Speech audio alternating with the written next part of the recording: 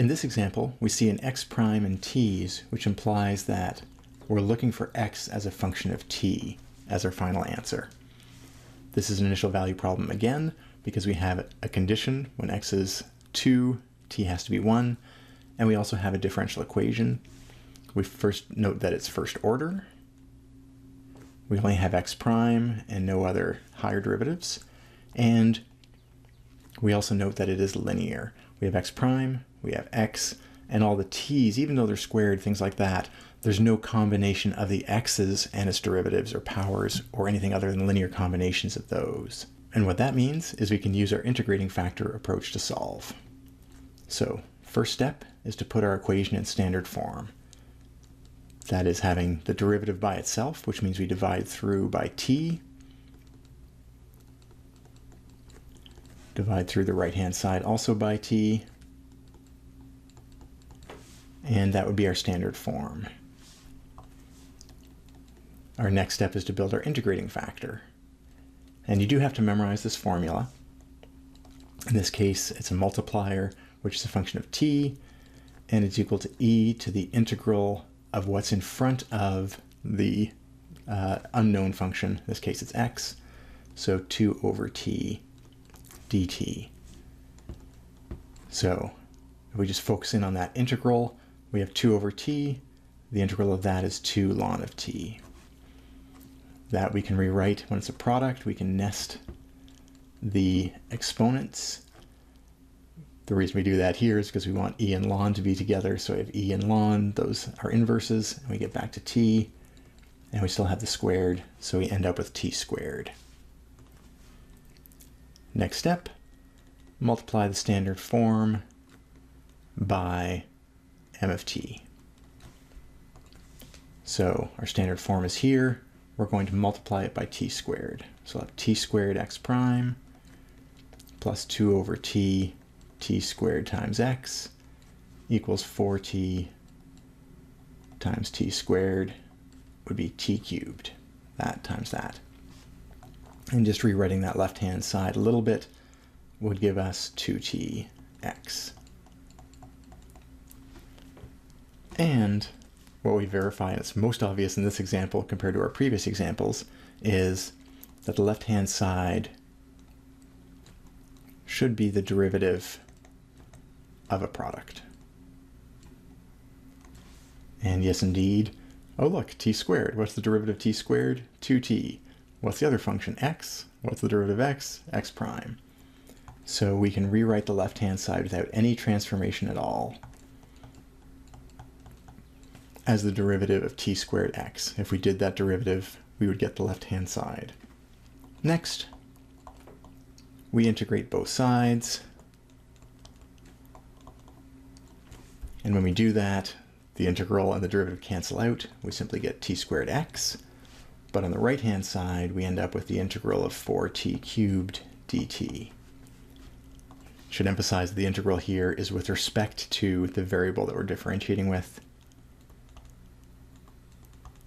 So t is our integral variable. And that gives us t squared x. Integral of 4t cubed is actually just t to the 4th plus a constant. Last but not least, we can solve for x, dividing through by t squared. T to the 4 divided by t squared is t squared. And the c gets divided by t squared as well. That would be our general solution. Now, that's most of the way done. We're not quite done though, because we also have an initial value. We'll use that on the next page to track down the value of c. Here's our general solution, and we just need to use the value x equals 2 and t equals 1. And that gives us 2 equals 1 squared plus c over 1 squared. And that gives us 1, c over 1. Oh, so c is equal to 1.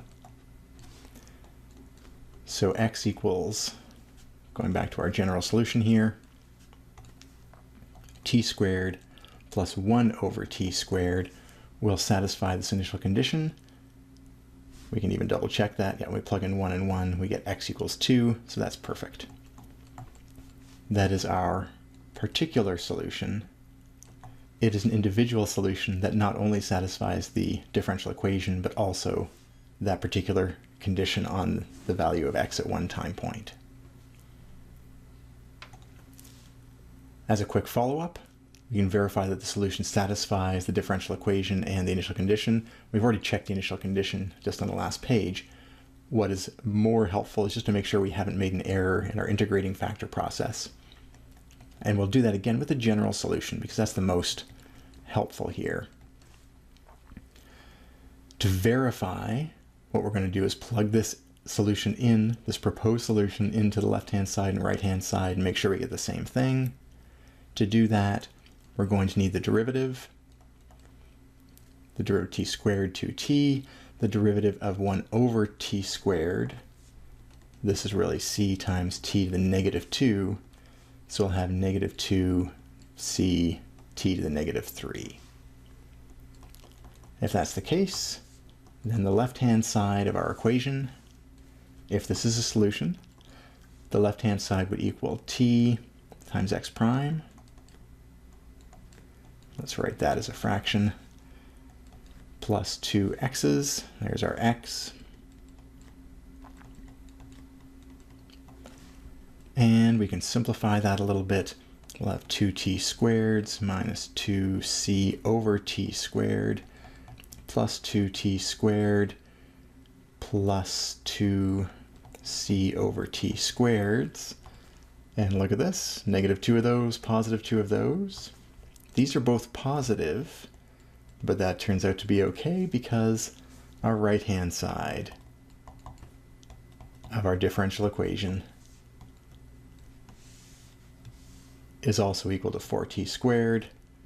These are equal.